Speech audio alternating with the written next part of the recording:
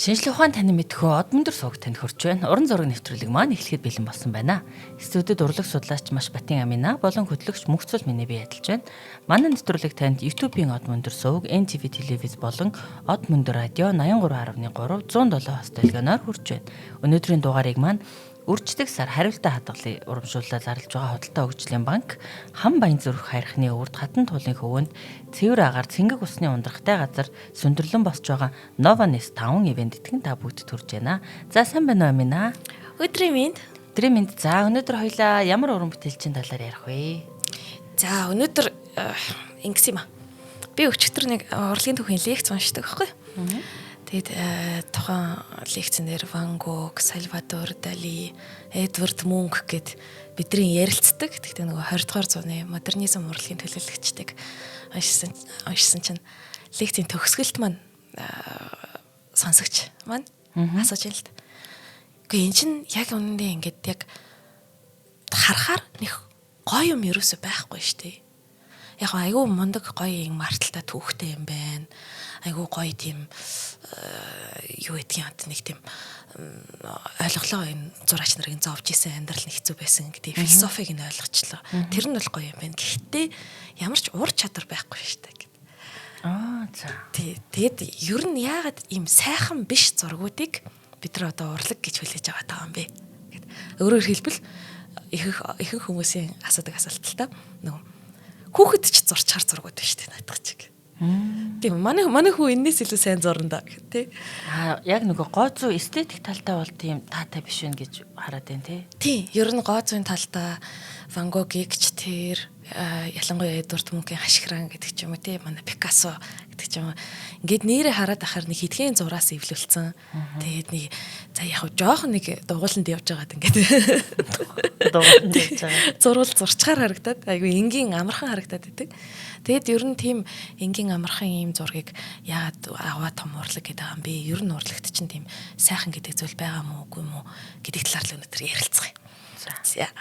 Тэгээд бодонгууд айл эрт дээр үеэсээ манай философч грекийн алдартай философч Аристотель хэлсэн байгаа юм л та ер нь мимезис гэдэг зүйлийн талаар гаргаж ирсэн. Тэр нь одоо бид нар нөгөө мим гэж яриад байдаг тий. Даган дуурайх гэд. Тэгээ мимезис гэдэг нь ер нь даган дуурайх гэсэн утгатай үг. Тэгээ урлагт байх хэрэгтэй гэд. Аристотелийн яг санааг нэлээд бүдүүн баар гарч гисэн товчлоод хэлэхэд юу гэсэн бэ гэхээр хүн төрлөختөн гэдэг чинь өөрсдийнхөө соёл иргэншлэр оюун тархиар энэ ертөнцийг илүү гоё болгох гэж байгаа юм аа. Буюу уран бүтээлч хүн энэ байгаль хэмээх аль хэдийн өгөгдсөн гоё зүйлийг маш ийм илүү гойчилж тийм үү. Соёл иргэншлэрээ оюун тархиараа, оюун ухаанаараа энэ ертөнцийг илүү гойчлах хэрэгтэй юм аа. Тэгээд тийм даган дуурайх хэрэгтэй. Тэгээ шинэ ертөнцийг бүтээх хэрэгтэй гэдэг тухай ер нь эртний грекчүүд бидэрт хэлж өгч байгаа юм л та. Тийм учраас грекчүүд нүцгэн баримлт өрсөлдөхтэй тий. Хизээч нэг тийм царай муутай ч юм уу тийм хүмүүсийг төрсөлдөггүй шүү дээ. Царай муутай нь бол ганцхан яг нөгөө силен ч юм уу пан ч юм уу нэг юм газрын хүчийг хилтгсэн тий аратналаг тийм төрслүүд байдаг ч гэсэн ихэвчлэн урлагт бол дандаа үзэсгэлэнтэй гоё төгс идеал төгс өндөрлөхийг төрсөлдөг байсан тий. Ингээд хүн төрлөختөн маань яв баа. Нилээн олон зуун жилийн туршид ингээд маш гоё төгс зүйлсийг дүрсэлж байлаа. Тэгсэн гоо төгс төгөлдөр гоо үзэсгэлэн рүү тэмүүлсээр байсан тий. Баримэл уран зураг бүх зүйлийн хувьд. Тий. Бид нар чинь ингээд тэрийг яг нөгөө ойлгож ирсэн нь янз янз байж болно л доо. Гэхдээ бол төгс зүйл рүү тэмүүлсээр байсан. Тэгэнгүүт 14 5 дугаар зуун боллоо. Сэргэн манталт боллоо тий. Сэргэн манталт гэж эртний грекийнхаа урлагийг буцааж сэрэж байгаа. Тэгээд манай сэргэн манталтын алдарт баатар Микеланжело маань Карарын гантхэн уулс буюу тэр Италийн Карар нутагт очичоод тэр гантхэн уулан одоо уул хад цохиог харчаад энийг нэг жоохон засчих юмсаа. Сайхан гараа шүү бүр уул хадыг те байгалийн тэр тогтцыг хүртэл өөрийнхөө гараар засах гэдэг шүү дээ. Илүүгээ үзэсгэлэнтэй болох гэдэг тий. Тэгээд Микеланжело өөрийгөө ч яах вэ? Зөвөр би ингээд нэг юм чулуун дотор байгаа тэр үзэсгэлэн гоогл би гаргаж ирж байгаа гэж хэлдэгчл байсан л та. Гэтэ ер нь ингээд бодоод үзэнгүүт сэргэн манталтын үед ч гэсэн хүн төрлөختөн өөрөө өөрсдийгөө бурхны төгс бүтээл гэж итгэжсэн хүн төвтэй үзэлтэй байсан учраас тэр хүн гэдэг чинь энэ ертөнцид хурж ирснээр энэ ертөнцийг улам гоё болгож байгаа. Бидний соёл иргэншил яагаад хот барьж босгоод байгаа юм те. Энэ ертөнцийг ч улам гоё болгоод байгаа байхгүй. Ингээд тэг явж байгаамаа. Тэгсэн чинь Сэрэн мандалтын үеэс хойш 17 дугаар зуун энэ яг нөгөө илүү өрний урлаг дээр дөрүүлж ярьж байгаа шүү. Дорны хүн бол арай өөрсдөлхийтэй. За өрнийхээ яасан гэсэн чинь 17 дугаар зуун боллоо. Үүнээс өмнөхөн шинжлэх ухаан гэдэг зүйл философосоо салцсан байгаа. Философосоо салангуудаа шинжлэх ухаан гэдэг зүйл, танин мэдхүү гэдэг зүйл заавал сайн сайхан байх албагүй. Заавал ёс сурт гунлаг байх албагүй гэдэг иймэрхүү олон үзлүүд гарч ирж байгаа юм л та. Тэгээд зүгээр одоо танин мэдхүүн төлөө шинжлэх ухаан гэдэг ойлголт байж болохоор шинжлэх ухаан одоо тусдаа гарч байгаа байхгүй философос хамаг чимдана аваад тий. Өстэй ярьшгэл байна. Заавал философитой байх юм уу. Тэгэнгүүт эргүүлээд энэ нь ямар үр дүнд хүрэж байгаа вэ гэхээр нөгөө 17 дугаар зуунд маань хүмүүс маань хүнийг төгс гэдэгт итгэхээ болоод эхэлж байгаа. Хорвоо ертөнц маш гоё зүй тогтолтой байсан чинь үгүй юм биш үү? Бид нар өөрсдөө төгс биш юм байна. Бид нар энэ хорвоо ертөнцид нэлээд бас олон муу мухай зүйлсийг авчирч болох юм байна гэд. Тийм ч учраас 17 дугаар зууны алдартай бидний яриад байдаг Караважо гэдэг зураач маань маш гоё тэр Бахус гэд дарсны бурхан тэ Дионисыг дүрслэхтэй хумсанд нь юм хэртэй дүрсэлж байгаа байхгүй. Яаж зүрхэлвэ тий. Тийм бүр бурхныг дүрслэхтэй хумсанд нь хэртэй. Гэгээ Марияг дүрслэхтэй бие үнэлэгч юмхтэйгэр. Тэр чинь нөгөө тэр бурхныг доромжлоод ч юм уу тэгээдээсэн асуудал биш. Тийм. Ер нь ингээд тэр төгс гэдэг зүйлд итгэх итгэл нь баг багаар буурж исэн л нэг тийм хүндрэлтний төлөөлөл гэсэн үг. За энэ төгс гэдэг итгэл буураад ирэнгүүт нөгөө хүмүүс чи яасан бэ гэсэн чинь за ямар нэгэн засах арга байж л таарна юм. Тэ бид нар энэ ертөнцийг илүү гоё болгож л таарна гингүүтэй оюун ухаандаа итгэж эхэлсэн байхгүй. Тэгэл Савин Гэгерлийн философи гарч ирэл. За бид нар оюун ухаандаа итгэя. Нөгөө хүмүүсийг боловсралтай л болгоч. Тэгэх юм бол энэ хүндрэлтэн гэдэг чинь ерөөсөө гараад өгөх юм байна. Тэгвэл боловсралтай болсон уу болсон, бичиг үсэг сурсан уу сурсан, вакцин хийлгэсэн үү хийлгэсэн. Тэгээд байдал дээрцсэн өгсөн ч уламд ордог гэсэн шүү дээ. Дайн дулаан багассан юм уу гэхээр багасаагүй харин ч нэмэгдсэн. Тий, бүр аимшигтай тий. Тэгээд тэгсэн чинь хажуугаар нь амьдрал нь арай тухтай болоод байдаг, үйлдвэрүүд үүсээд байдаг, технологи нь дэвшээд байдаг. Тэгсэн мөртлөө хүндрэлтний сэтгэл илүү нинжирсэн юм уу гэхээр нинжрээгүй. Улам аимшигтай болж байсан. За ингээд 19 дугаар зууны нүрийг үзэж байгаа. 19 дугаар зууны 2 дугаар хагас бол нөгөө хүмүүсийн хувьд яагаад нөгөө байгальд гарч ирээд байгаа бидний ярьдаг зураач нар гарч ирээд байна вэ гэхээр нөгөө соёл иргэншлэр хагаж цацсан. Тэгээ энэ их гоё би нэг зураачаас сонссон. Нөгөө монголчуудын хувьд бол бид нар арай өөр зам туулсан учраас биднэрт нөгөө академик тийм үү маш гялгар цалгар зураг гоё харагдах нь аргагүй. Бид нар тэр соёл иргэншил гэдэг зүйлээр хагаж цацаж үзээгүй байхгүй юу та. Тий. Бид нар дандаа эрхчлөлтөй амьдэрсэн, байгальтайгаа ойрхон амьдэрсэн учраас биднэрт тэр хот ч юм уу тийм гоё төгс зүйл гэдэг чинь сонирхолтой байгаад байгаа байхгүй та гэд. Гэтэл өрнийхэн болохоор аль эртний грекийн үеэсээ авахуулаад оюун ухаандаа итгэж яваад хүн өөрийгөө төгс гэж бодоод тэрнийхээ дагуу хүн өөрийнхөө хийж чадах юмныхаа ингээд дээд хэсэгт зэгтэн тултал ийм гоё юмыг бүтээгээд тэгвэл эргүүлээ тэр гоё юмнасаа ингээд ядарчж байгаа тэр гоё юмныхаа хайрцаг дотор орчиж байгаа. Инхээр 19 дугаар зууны 2 дугаар хагаст энэ өрний соёл иргэншлийнхэн ерөнхийдөө сайхан гэдгээс татгалзчихж байгаа. Төгс гэдгээс татгалзчихж байгаа. Тэгээ яагаад сайхнаас татгалзаад байна гэдэг чинь сайхан гэдэг чинь ерөөсөө л тэр төгсийн л илэрхийллээсэн байхгүй юу? Хамгийн гоё гэдгийг те. Ингээд ер нь баг багаар л татгалзаж эхэлж байгаа юм л та. Баг багаар татгалзаж эхлээд ерөөсөө сайхныг бүтээгч юм арга байгаагүй. Одоо шинэ Монгол зураач нар Чингис зураад байдаг шүү дээ. Эсвэл морь зураад байдаг. Морь Чингис хоёр муу сэдв биш байхгүй юу? Харин ч Монгол хүний үнэт зүйлийг харуулж байгаа маш гоё сэдвүүд. Гэхдээ морь Чингис хоёрыг хэрвээ чи өөрөө Чингисээ мэдрэггүйгээр чи өөрөө тэр баатрыг ч юм уу эсвэл тэр нэг агваа хүний замналыг ч юм уу чин сэтгэлээсээ мэдрэхгүйгээр эсвэл чи өөрөө морь маллынхаа тэр мөн чанарыг ойлгоогүйгээр зураад ирэхээрээ тэр хиймэл зураг болоод худалдааны зураг болоод чимэглэлийн зүгээр л гоё чимэглэлийн зураг болчдөг. Яг тэрүүнтэй адилхан зураач хүн, яг жинхэнэ зураач хүн бол хизээж худалдааны буюу хуурамч зураг зурж чаддаггүй байхгүй. Захиалга хийх нэг өөр хэрэг. Гэхдээ жинхэнэ зураач хүн бол заавалчгүй өөрийнхөө зураганда ямар нэгэн зүрх сэтгэлийнхаа юм ингэж өөрийнх нь тэр нутроо гэж ярьдаг шүү дээ. Бүр юм дотоод мөн чанараараа гэт мах биеэрээ тэ бүр цусаараа, сүнсээрээ, сэтгэлээрээ бүх юмараа мэдэрсэн тэ. Тэгээ энэ бүгдээ ил гарах гэж оролдож байгаа шүү дээ. Нуран зургаар тий. Тий. Тэрийгээ ингээд мэдрээд тэрийгээ ингээд илэрхийлж гаргадаг. Ер нь бол зураач хүн худалч байж чаддаггүй. Тэгээ ерөөсөө худлаа юм хэлж чаддаггүй. Тэгээд ингээр 20 дугаар зуунд нөгөө 19 дугаар зууны 2 дугаар хагасаас ахуулаад нөгөө Ван Гог, нөгөө Пол Гоген, Пикассо тэгээ эдгээр чинь яагаад ийм хүүхэд ч зурчгаар зургууд зураад байгаа вэ гэхээр эдгээр хурамч байж чадаагүй байхгүй. Эдгээр нэгэнтээ хүн төрлөختнөөс гоё сайхан зүйлийг нь харахаа болчхоор яаж тэд нар худлагаасаа гоё зүйл зурах юм бэ?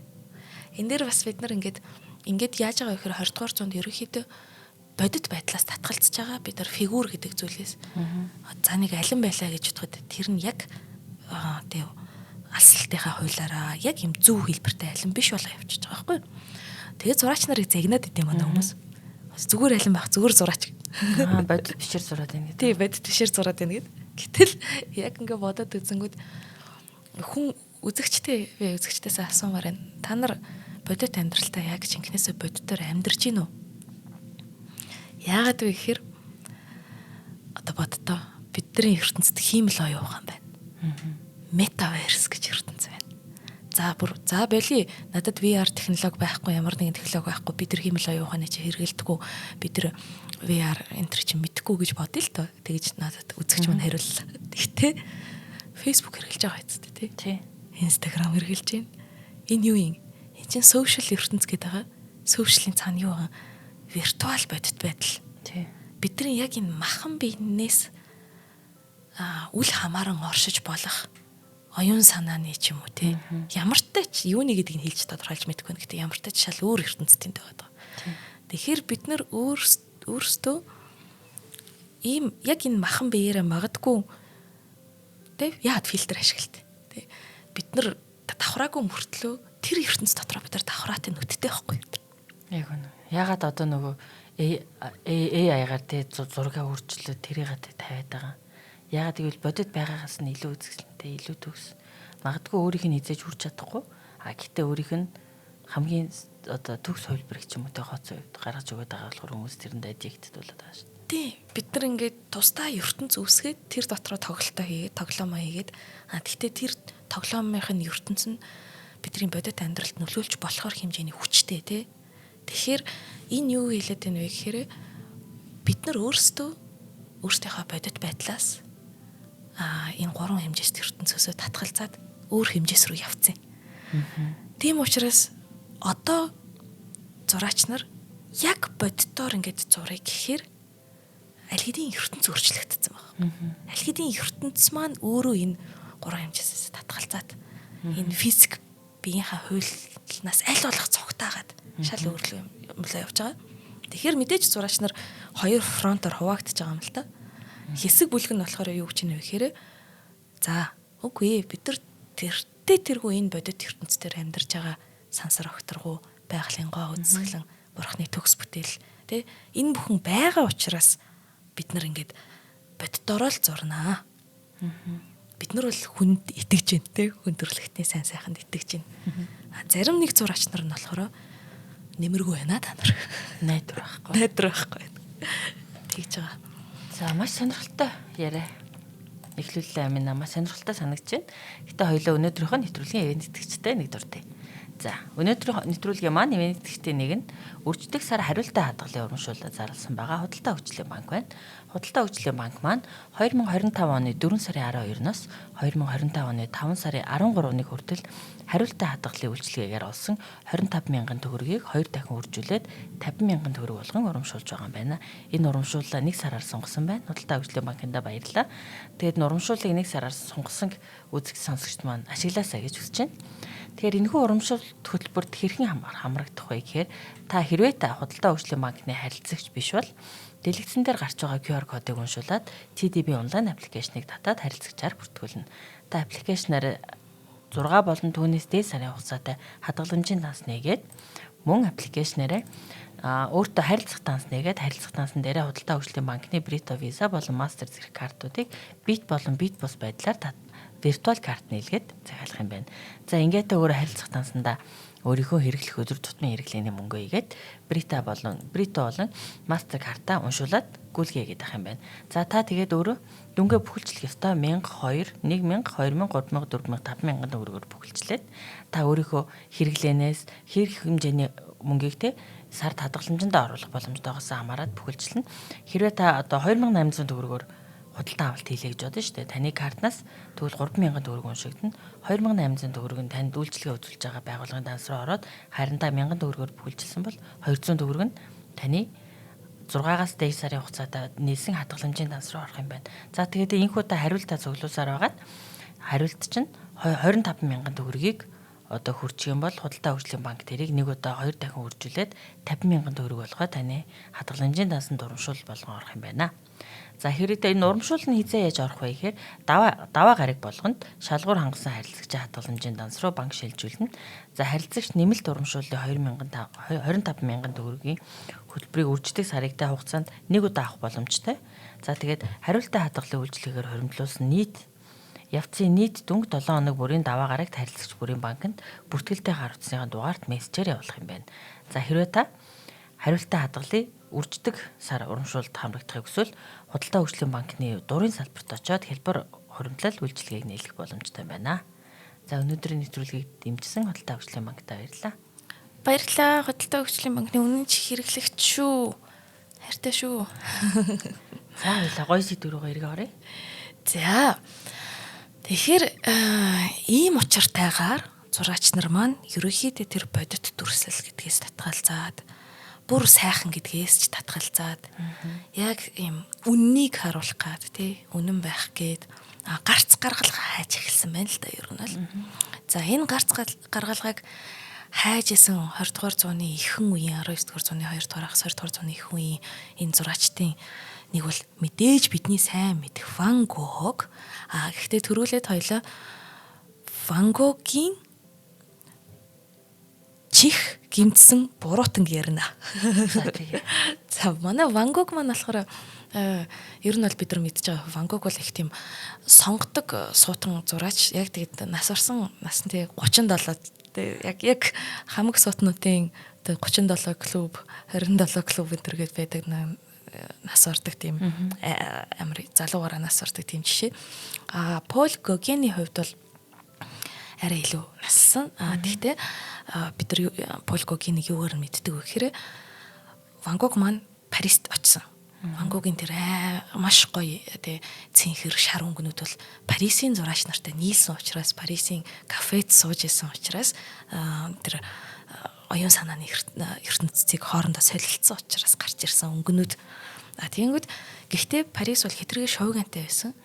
Тэр кафе дотор мэдээж хүмүүс маш гоё хоорондоо ярилцаад философтж байгаа. Гэхдээ тэр кафед бас арх дарс хэрглэж байгаа. Абсент архиа 70 градустай архиа ууж байгаа.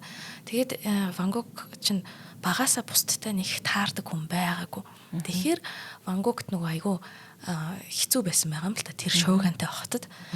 Тэгээд Ван Гогийн гаргасан шийдвэр нь бол надад нар хэрэгтэй юм байна. Би илүү гоё өмнө зүг рүү явъя гэд Францын Арл гэд өмнө зүгийн нутагт очсон байгаа.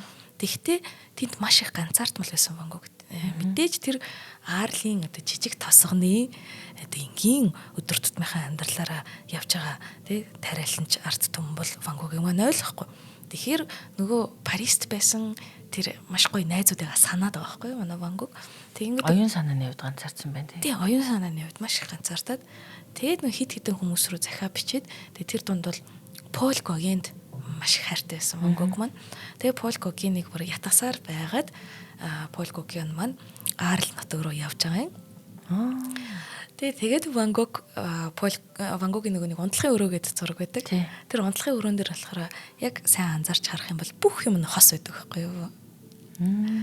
Хоёр зургуудын дээр нь хос, хоёр сандалтай, хоёр дэртэй. Тэгээд Пол Гогийн найзыгаа өөрөө өөрийг нь ойлгоод ингээд хамтдаа юм бүлэг үүсгээд оюун санааны хувьсгалыг хийнэ гэж итгэсэн байгаа юм. Тэгээ Пол Гогийн очихын хувьд очсон. Гэхдээ тэр хоёр нэг удаан хамт байж чадаагүй. Манай Ван Гог ч юм бол багаасаа нэг тийм бас тийм цэвэрч хүн биш гэх юм уу. Ерөөд ингээд хамаа намаагүй яг урлагийн юм зураачин хайн амьдралаар амьдраас сурцсан. Тэгсэн чинь Пол Гогийн болохоор ер нь жоохон цэвэрчдэг үү те. Тэгээд тэр хоёр бас нэг дандаа маргаан идэг байсан юм аа л. Ван Гог маань болохоор будгийг маш их зузаанаар нялж одоо бид нар мэдэх байх тэр ингээд айгүй том нялж тийм вибрац буюу чичиргээ үүсгэж ингэж тийм тавилтуудаар зурдаг. Биерийн бичлэлтүүд нь Гогийн болохоор эсэргээр будгаа хэмндэг маш тийм нарийн нэмгэн давхаргуудаар зурдаг. Тэгэл чи бүр хамаг бодог доосглоо гэл. Тэрнээс авах бол энэ хоёрын маргаан эхэлсээр энэ хоёр маань зодтолцсон байгаа. Зодтолцсон. Тий, зодтолтоод бүр. Тэгээд тэр зодооны дараа бөөн цагтаа сэргийлэх болоод тэгсэн чинь Ван Гогийн чихний доотлын хэсэг тасарсан байсан. Энэ хоёрын зодоонд. Тий. Гогийн буруу тийм үү? Тэг Гогийн болохоор хэлэхтэй болохоор наа чинь нэстэ бүр үнэхээр мэдрэл нь муутцсан хүн байна. Тэ өөрийгөө ингээ гэмтээчлэл гэсэн байгаа юм л та. Одоо өөр тэл хутга авч байгаа л чихнийхээ доотлыг тассан юм шиг. Бас нэг гэхдээ Ван Гог болохоор ямар ч тайлбар хийлээгүй.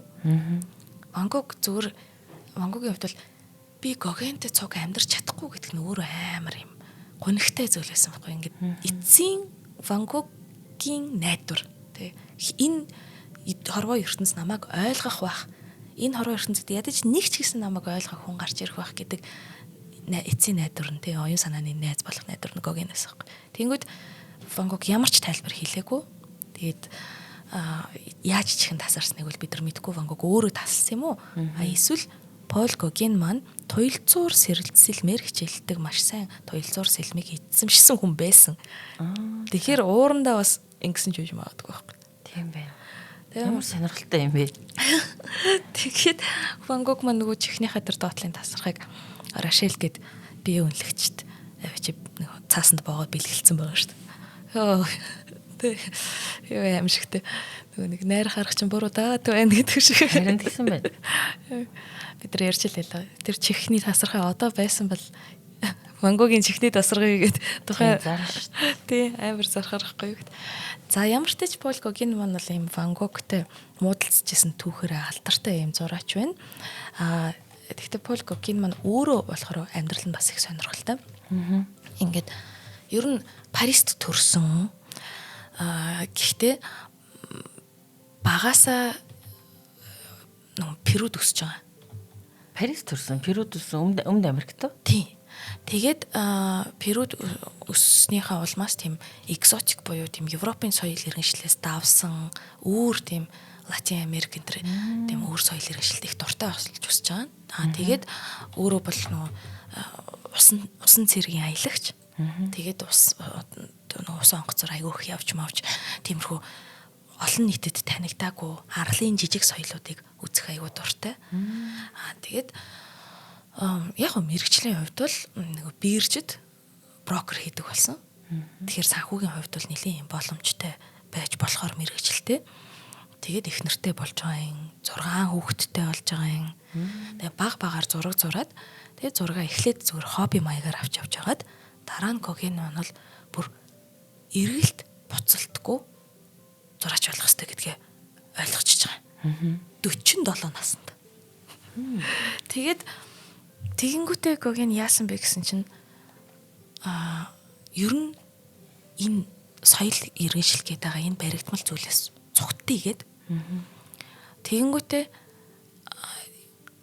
Парисыг орхиж байгаа. Эхнэрээ 6 хүүхэдтэй нь орхиж байгаа. Тэгээ эхнэрийнхээ ээж мэж тэр үлдээсэн. Нөгөө ерөөс таарахгүй.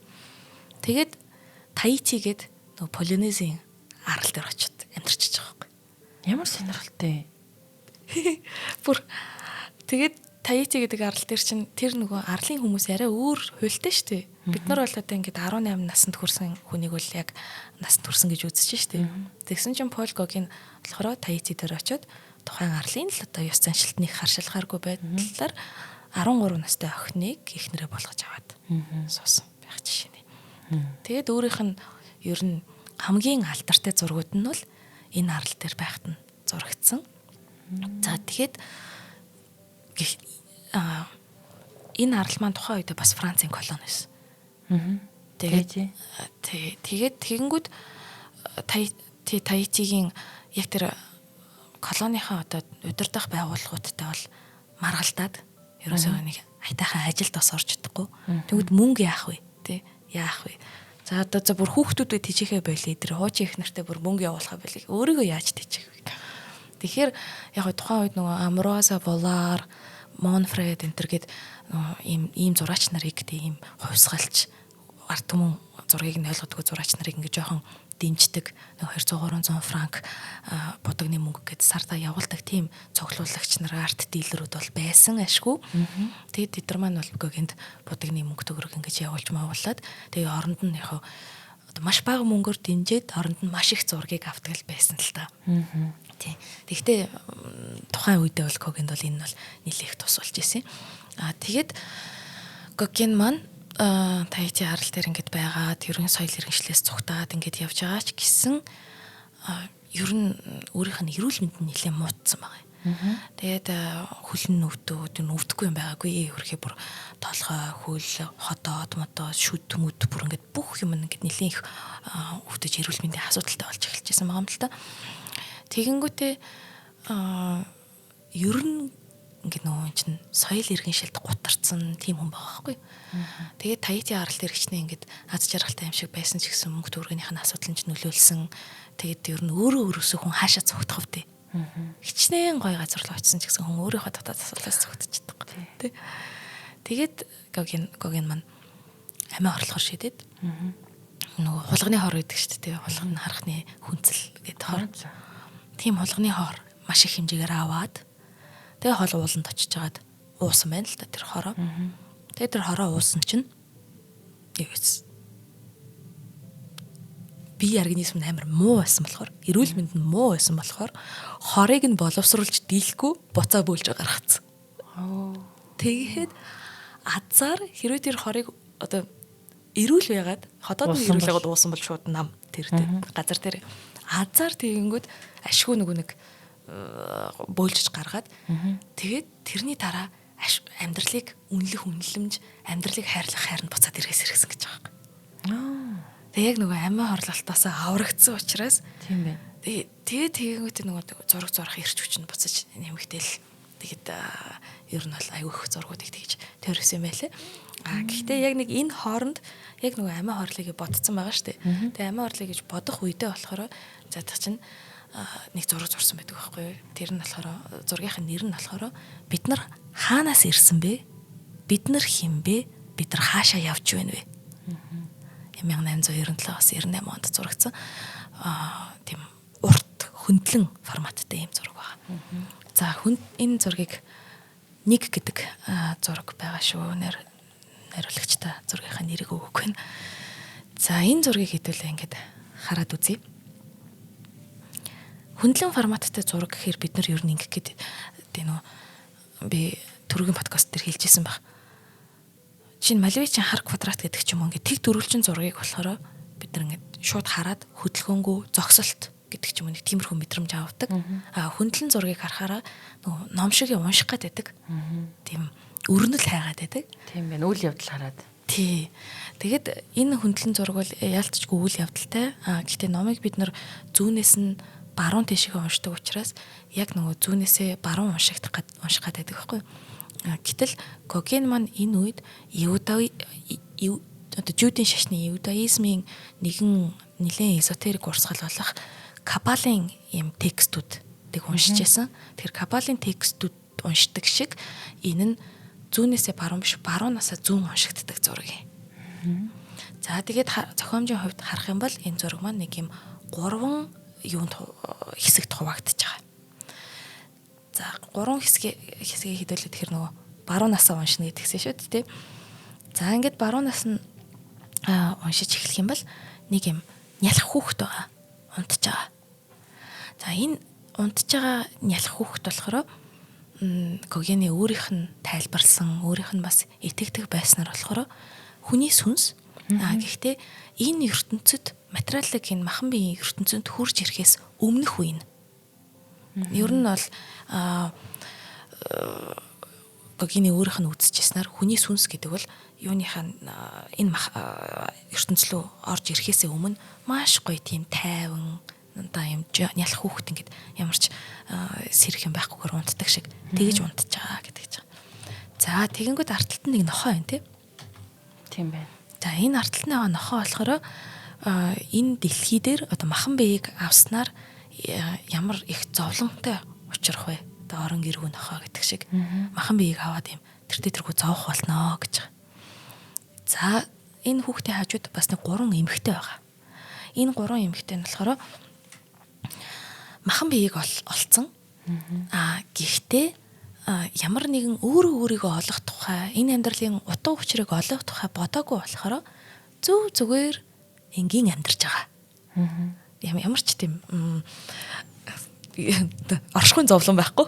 Тий оршихуйн зовлон байхгүй зүгээр л махан бие хүн төрдөг, өрждөг, өгдөг гэдэг зарчмаар илүү юм бодохгүй. Ягаад оршиж байгаа талаар бодохгүй. Философч нэг бодох тухай бодох гэдэг байгаа ш. Тийм зүйл байхгүй. Тий, яг тий. Тэгэнгүүт за тэгэд ишүү нөгөө нэг дундтай хол руугаа явангууд нэг эрэгтэй нэг алим зулгааж байна тий. Яг зургийн голд байгаа. Ингэнгүүт бидний оюун санаанд шууд ямар ассоциац холбоос үүсэх вэ гэхээр нөгөө Библиэл дээрх алим. Тий. Тэ модноос тэр алимыг тэр мод нь ямар утгатай мод байсан бэ гэхээр тэр Библиэл дээр нэг мод л гараад байгаа шүү дээ. Тэгээ тэр модноос л алим идчихэд л Адам Ява хоёр чинь шийтгүүлээд л байгаа шүү дээ. Эдэн цэцэрлэгээс хөөгдөж байгаа. Тийм яагаад алим идсний хөдлөг хөөгдөж байгаа. Тэг гэтэл тэр мод чинь болохоор сайн сайхан болон муу мухайгийн мод гэж байгаа юм л да. Тэгэхээр нөгөө хүн бурхан хүнийг бүтээхдээ зөвхөн сайн сайхан бүтээсэн байсан бол муу мухайг мэдэж авах болсон байхгүй тэр модноос алим амсснараа ер нь билэгдэл тутгаараа.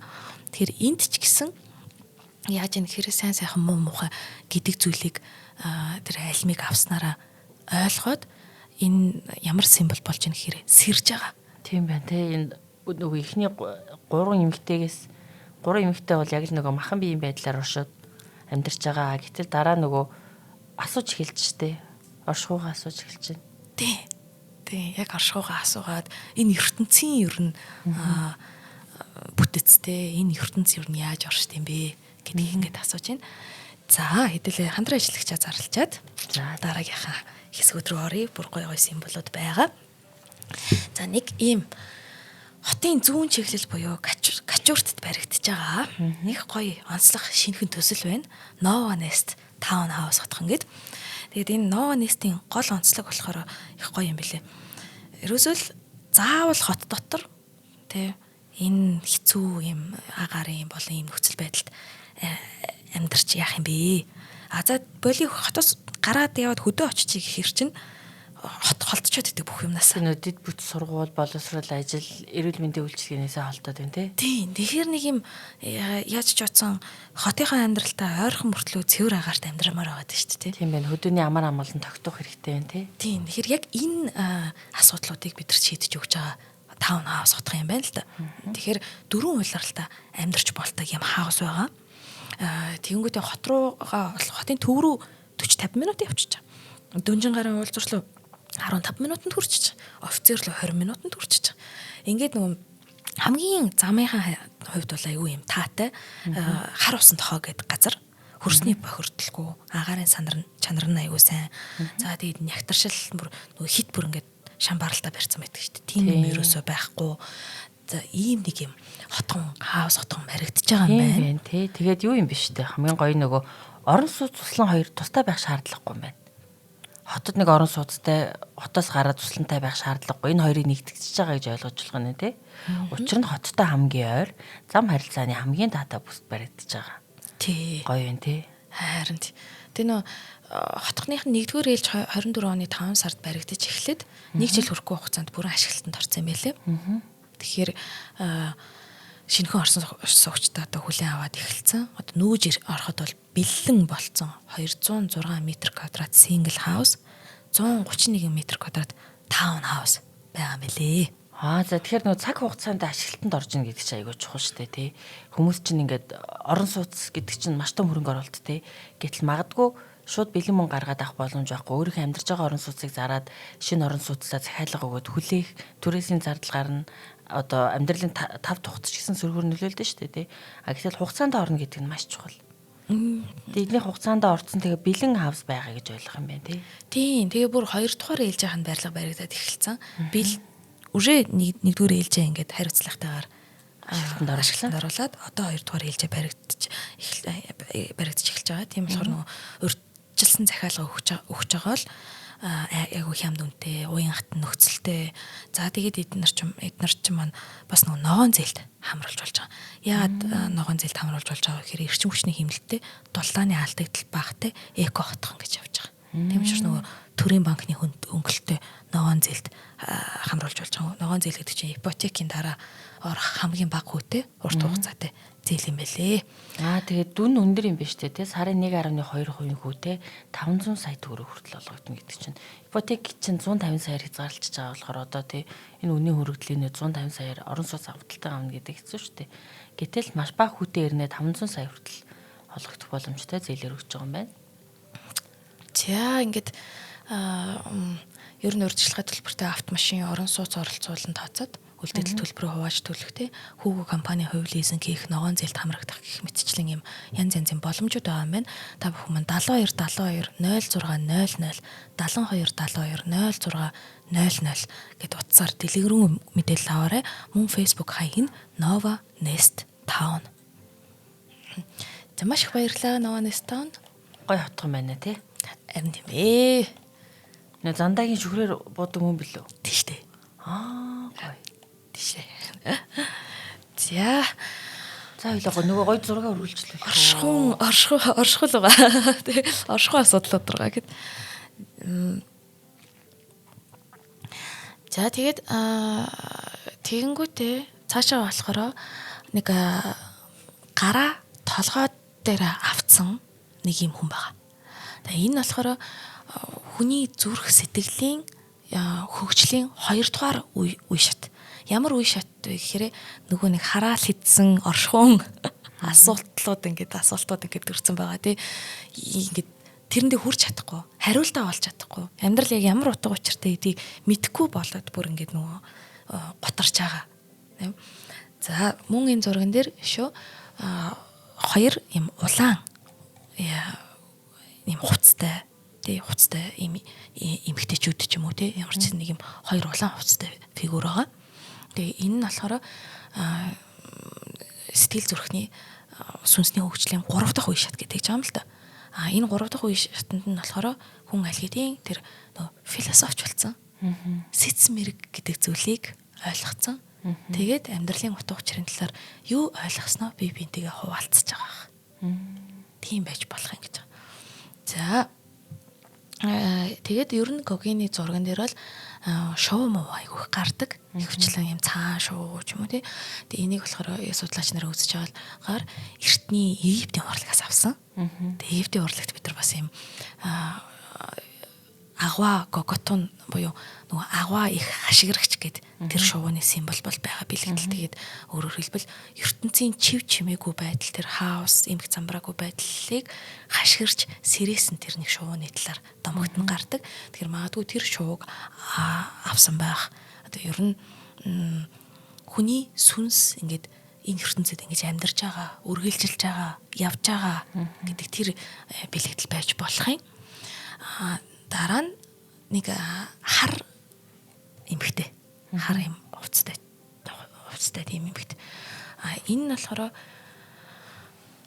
яагаад энэ дэлхий дээр миний сүнс ирсэн бэ гэдгийг ойлгоцсон. Зөндөө их зовлон үзсэн. Сүнс маань ингээд зөндөө зовлон үзсэн. Гэхдээ яг ингээд царайг нь харах юм бол айгүй тайван. Одоо зовлонгоо хүлээн зөвшөөрсөн. Тэгээ ер нь бол энэ хүний ертөнцид те энэ хүний ертөнцид материалыг махан бие маань зовж байгаа ч гэсэн сүнсний ертөнцид би энийхээ эцэст гэд гоё юмд очно гэдэг нэг тийм итгэл байгаа юм шиг. Тийм ээ, магадгүй нөгөө тийм шашинлаг хүн тэгээ нөгөө өөрийн итгэж байгаа бурхан итгэж байгаа шашнаас магадгүй тэр тайлбараа аваад түүндээ санаа амарсан ч юм уу. Гогоо нөрөө ер нь бол шашин их сонирхдаг гэсэн үг гэдэг чинь тий. Шашин эртний домог зүй сонирхдаг. Янз бүрийн шашнуудын нөгөө параллел холбогддог, давхцдаг байдлуудыг их анзаардаг. Энэ зурган дээр нь бол маш олон шашны агуулгатай зүйлүүд байна тий. Тийм ер нь тийм итгэл шүтлэг. Тэгээд ер нь яагаад хаашаа яваад байгаа гэдэг асуулт ямар ч үсэн нэг ийм замыг сүнс маань туулах бах тий. Амьдралын утга учирыг асуугаад бүр нэрээр зургийнхын нэр нь хүртэл тий. Хаанаас бүр амар гоё зураг байна. Анх ингээд харахад яг харахгүй нэг хүүхэд зуртан зураг шиг л харагдлаа.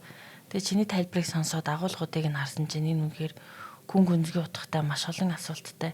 Тэгэд яг нэг талаас нөгөө зургийн стил магадгүй өнгө нөгөө өөрийнх нь Перудтэй, Латин Америкт, Өмнөд Америкт тэр арал дээр төрсэн тэр олон өвөрмөцтэй одоо өөрсдийн онцлог хэв шинжээ алдаагүй байгаа community тосгон одоо бүлэг аймаг трибууд ч юм уу тэднэр дээр очдог байсантай нь холбоотой болов уу гэж харлаа. Тэр бүр айгүй гоё зүйлийг яг сануулж хэллээ нөгөө. Үнэхээр л тэр Овг аймгаараа тэр зохион байгуулалтаараа амьдарч байгаа хүмүүс чинь айгүй тийм юу байхгүй юу те.